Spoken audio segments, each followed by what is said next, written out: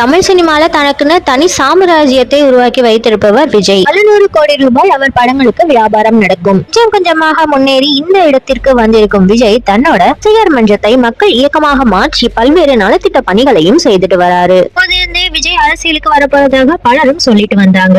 ஆனா தன்னோட அமைதிக்கு பின்னாடி பெரிய விஷயம் இருக்கும்னு நிரூபித்திருக்கும் விஜய் சில வாரங்களுக்கு முன்னாடி தமிழக வெற்றி கழகம்ங்கிற பெயர்ல அரசியல் கட்சியை தொடங்கி இருக்காரு. எந்தவித அலப்பறையும் இல்லாம படு சிம்பிளாக தனது எக்ஸ் தள பக்கத்தின் மூலமாக நீண்ட அறிக்கையை வெளியிட்டிருக்காரு. இதை பார்த்து அவரோட ரசிகர்கள் உற்சாகத்தோட உச்சிக்கே போனாங்க. உங்களோட எதிர்பார்ப்பை தளபதி பூர்த்தி செய்து விட்டதாகவும் சொன்னாங்க.